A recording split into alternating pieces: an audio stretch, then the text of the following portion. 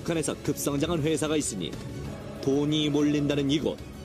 그 이름도 찬란한 달빛 회사, 별빛 회사다. 아니, 처음 들어보는 과자 같은 거? 책 같은 걸 판매하지 않을까요? 커피나 음료 같은 거 판매할 것 같아요. 그러나 알고 보면 이름만 예쁜 이곳. 그 실체를 들여다보면 주 판매 상품이 젊은 여자들의 성이라는데, 즉 북한판 유흥업소다.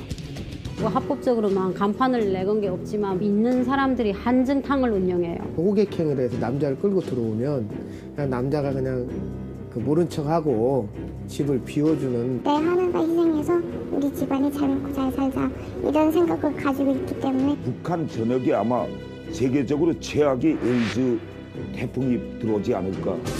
북한, 알고 보면 아시아 최대 에이즈 국가다. 마약보다 무섭다는 북한 성매매의 실태. 먹고 살기 위해 현대판 성노예를 선택한 북한 여성들의 잔혹사. 북한 매춘의 모든 것 집중 분석한다.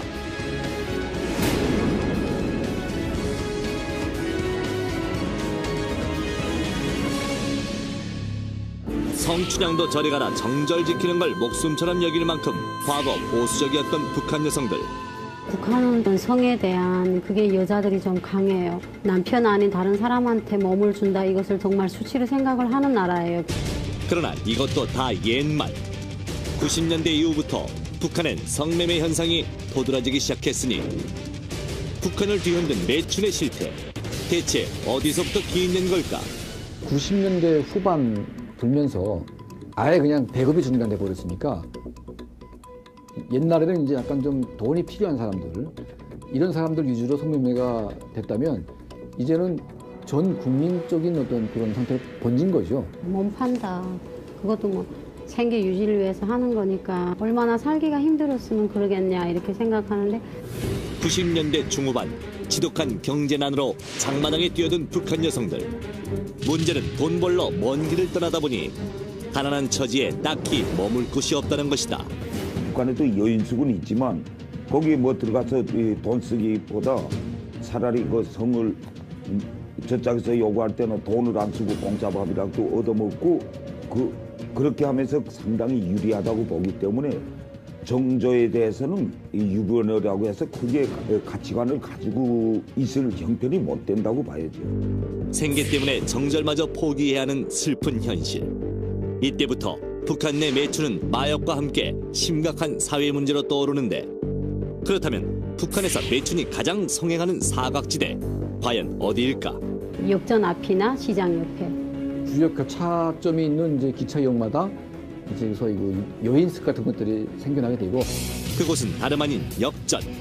현재 북한에서는 불순물 녹화, 마약, 성매매 등을 철저하게 단속하고 있다지만 우리가 본 실상은 그와 달랐다. 북한 통신원을 통해 입수한 북한 내부 영상. 성매매를 알선하던 여성이 단속원과 실랑이를 벌이는데, 역전 앞이나 시장 옆에. 그것이 결국은 남한식으로 말하면 성매매를 할 수 있는 그런 곳이죠.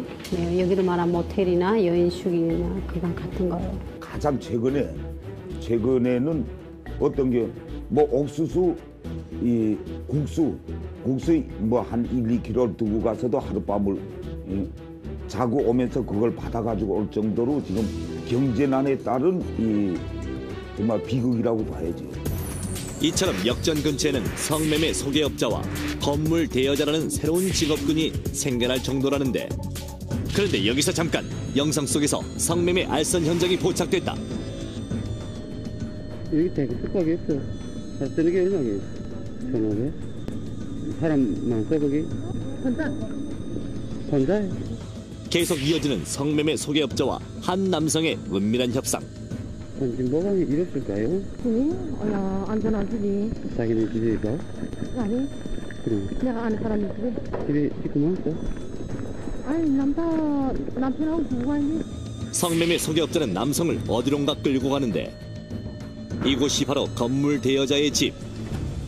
경악스러운 건 어린아이가 자고 있는 민가에서 낯뜨거운 성매매가 버젓이 벌어지고 있는 것이다. 좀 얼굴도 뺀뺀하고 몸매도 괜찮은 여자가 한 번 하게 되면 10,000원이에요. 그런 애들은 그걸로 먹고 살죠. 2000년도 초반에도 쌀을 3,000원 정도 했으니까 쌀 3kg 값은 벌잖아요. 생활난으로 인해서 기본적인 생활이 안 된다는 게 문제가 되죠. 그러니까 밥 한 끼 때문에 내가 몸을 팔 수밖에 없는 이런 단계에 몰리는 사람들이 너무 많다는 거죠.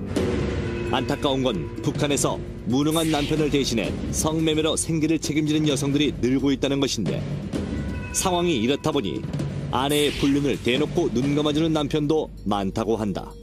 남편들이 이해를 하는 거예요. 굶어 죽기보단 낫잖아요. 새끼를 굶어 죽일 수는 없잖아요. 이해를 해야지. 그럼 보리가 없는데. 문제는 성매매에 노출된 여성들이 변변한 치료도 못 받다 보니 북한 내 성병은 걷잡을 수 없는 문제로 대두되고 있다. 어쩌면 아시아에서 에이즈 환자가 가장 많은 곳이 북한일지도 모른다는 전문가의 충격적인 의견. 북한의 그 에이즈나 뭐 이 성매매나 그다음에 마약이나 이거 여기에 대해서 통제할 수 있는 그 방법이 전혀 없다는 데가 기본 문제고, 제가 볼 때는 지금 아프리카가 세계적으로 에이즈가 제일 많다고 하는데 아시아에서는 북한이 제일 많을 것이다. 그런데 놀라운 건 이뿐만이 아니었다. 북한 여성들 성병을 마약으로 치료한다는데, 솔직히 여자들이 성병이 많아요. 몸파는이라든지 빙두나 아편이 그 성병에 많이 이용이 돼요. 아편이라는 자체가 염증 제거를 해요. 그 성병을 막기 위해서 몸 안에다가 아편물을 해서 세척도 해내고, 남한처럼 하루에 한 번씩 샤워를 하는 것도 아니고. 북한 여성들의 일탈은 평양도 예외 없다. 북한 속 부의 상징인 평양에서는 여성들이 품위 유지를 위해 자신의 성을 팔고 있다는 것이다.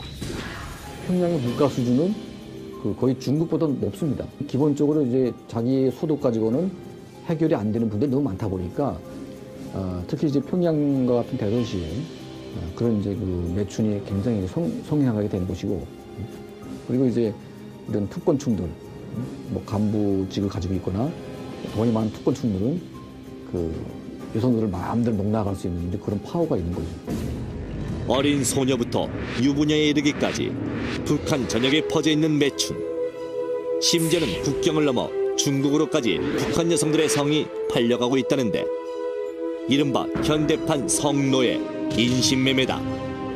중국 사람들은 탈북자로 보는 게 아니고 돈으로 보기 때문에 그냥 노예처럼 그냥 팔아버리는 거예요. 제작진은 북한 여성들의 성매매 수출에 대해 더 자세한 이야기를 듣기 위해 천안으로 향하는데, 제가 알기로 많게는 요즘 한 200만 원, 1년 전만 해도 한 95만 원, 100만 원. 이래서 북한에서 15세에서 한 21세, 23세 뭐 이런 사이의 여자들을 중국으로 이제 돈을 주고 이제 사오는 거죠. 보통 중국으로 팔려간 소녀들은 성매매업소 또는 화상채팅업소로 보내져 낮에는 성매매를, 밤에는 화상채팅으로 돈벌이를 한다는데, 그런데 기막힌 건 소녀들이 누구와 화상채팅을 하느냐였다. 그 대상자는 북한 사람도 중국 사람도 아닌 바로 남한 남자라는 것. 지금 많이 줄었는데 중국에 있는 그 사람들이 한국인을 상대로 이제 그 어떤 돈을 벌어야겠는데 화상 채팅이라고 그거를 이제 시작하게 된 거예요. 그래서 이제 중국의 내부에 있는 그 여성들을 사용하려고 이렇게 쓰려고 하니까 문제가 뭐예요? 중국 여자들은 한국 사람들하고 대화가 안 되는 거예요. 한창 공부해야 할 나이.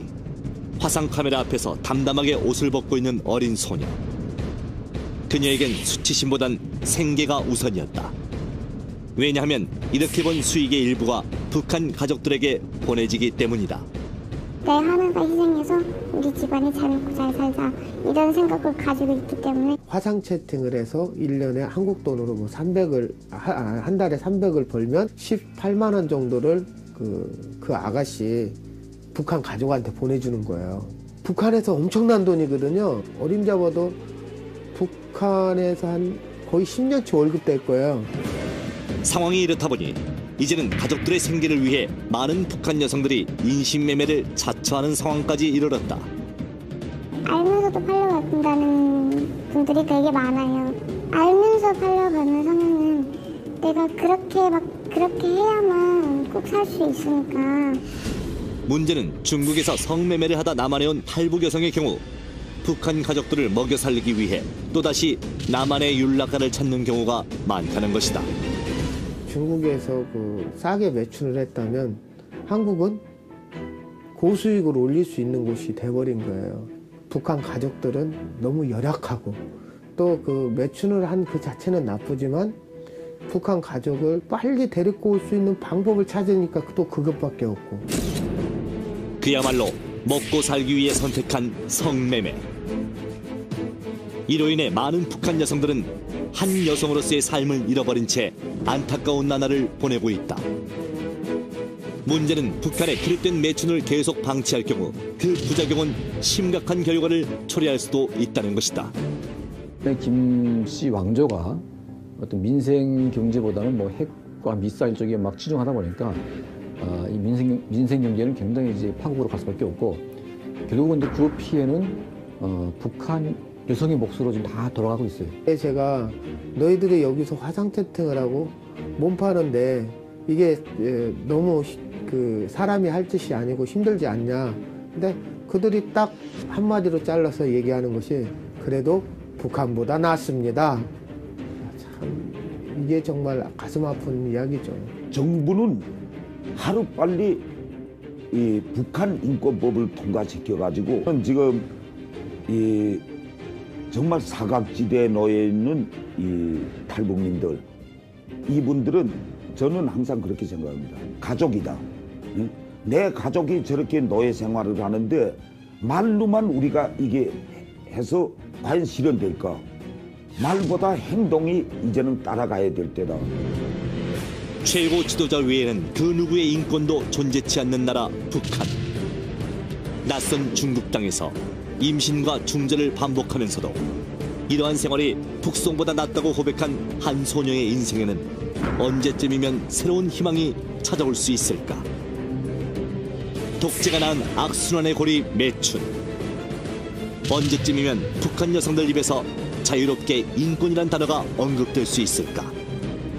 그런 날이 하루빨리 오길 간절히 소망해 본다.